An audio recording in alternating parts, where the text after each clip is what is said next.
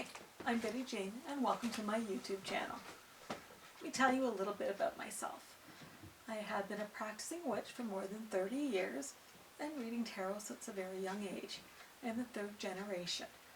My grandmothers used to have people come to the house all the time and they would read their tarot cards, but you could never tell anybody who had been here because it was quite the little no-no and dirty little secret back in the 60s and 70s.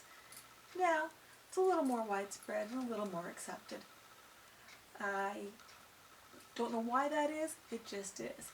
So if you've ever wanted to learn about tarot, I'm here to help you with that. Your journey with tarot is a lifelong one. I don't feel that you're ever really an expert because I always feel that there's more to learn. I offer classes on my webpage, sammyspells.com, and I've been doing this for a long time. So let's talk about choosing a deck. It's one of the first things that you need to do. First of all, you're going to decide what kind of style of deck you're going to get. So what does that mean? Well, basically, in the ancient art of cartomancy, or tarot reading, Marseille is the first decks that were created, and a Marseille style deck. Tarot originated about the 14th century. We don't know exactly where. We don't know exactly why. We don't know a lot about it. One of the interesting things about it is, because of this, we don't know where the word comes from, so we really are not totally focused on the pronunciation. So any way you say tarot, tarot is correct. There isn't a wrong way. A Marseille deck, as opposed to a Rider-Waite deck, is a deck that shows your minor arcana as a series of pips. And that means it's just simply the suit. In this card, the 7 of Cups, it's just simply 7 cups. Or 8 pentacles, or discs. It's very much a very plain, very unique deck. And these are the wands, and so on. It makes it a little more difficult to read a deck using your intuition. So when you pick up the Rider-Waite deck, you'll see that the minor arcana has a lovely scene on it, and it makes it easier to interpret, to put your own meanings in. It's like walking into an art gallery with 78 pictures on the wall, and you can walk in and you can decide what those pictures mean to you. Doesn't matter, because it's your interpretation of those pictures. Your interpretation is going to be different than the artist's interpretation or the person standing beside you interpretation, and that's perfectly fine.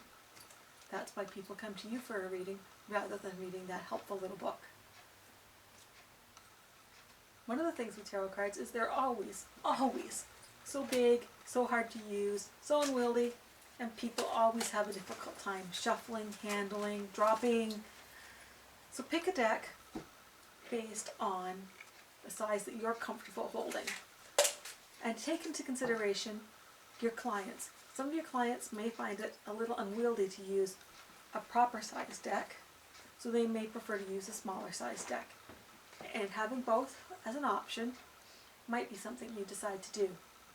There's also the little miniature deck, which is lovely to have and carry around in a purse so that you could be sitting in a coffee shop and maybe make some money having a reading, or at least have your coffee bought. So with the Rider-Waite deck, let's give you a little bit of history. At the turn of the century, the last one, not this one, Arthur Waite decided that he needed to have a deck. It was very important for him to do so. Most of the members of the Golden Dawn were coming up with tarot decks. Aleister Crowley, Robert Wang, they all came out with their own decks. So Arthur Waite decided he needed to. The first thing he did was hire an artist, Pamela Colman Smith, and together they came up with the Rider-Waite deck. But wait a second, what about Pamela Colman Smith? Nowadays we call it the Rider-Waite Smith deck to give her the recognition that she deserves for creating such a beautiful deck. Our series today will be using the Rider-Waite Smith. I will be using this large deck so that you can see the detail. This is a lovely deck to use. It's a lovely deck because of the size, and it's easy to see the detail in it. Not every deck is, if you're looking at a deck that's this size, you're going to need a magnifying glass. And that's okay, because sometimes having that magnifying glass makes it easier to pick up, the nuances and the differences in the card.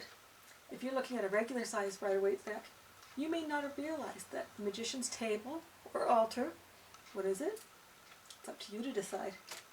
But down here in the very corner of the table, you can see the word din. Din is the Hebrew word for judgment.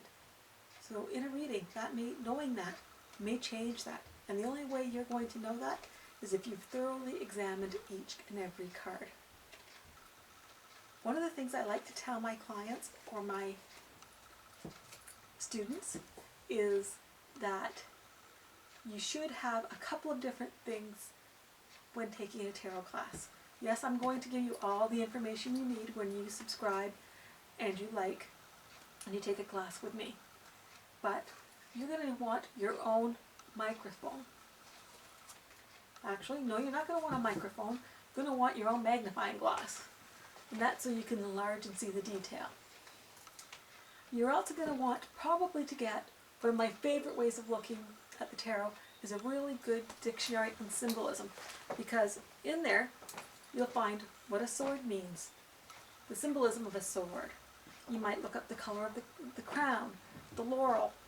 You might look up what the symbolism of a mountain is. Or another good book to get might be a book on the root words of the origins of the word. For example, the word swords, the origin is to cause chaos.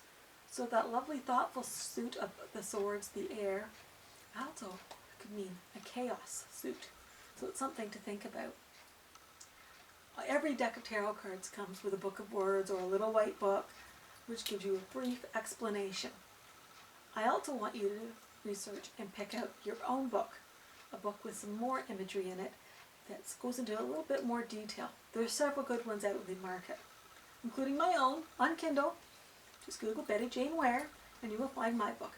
But one of my favorite authors is Rachel Pollack, and she has several good books out there. I really enjoy her 78 Degrees of Wisdom. There's a great history on all of the cards, and it's a really good book to have. When you're picking your decks, look into what deck you're going to get the most background, most information, most history on, and that's why a lot of people choose and stick with the Rider-Waite deck. But quite honestly, you're not going to stop with just one deck. You might have 6 or 7 by the time you're finished, even just this class. You're going to pick a deck that resounds with you. And on our next topic, we're going to talk about tarot cards and oracle cards and the difference between. So I want you to please like and subscribe my channel, and please come back next week for the update about tarot and oracle cards. And check out my website, sammyspelsa.com, for upcoming classes or maybe to book your own class via Skype. Thank you.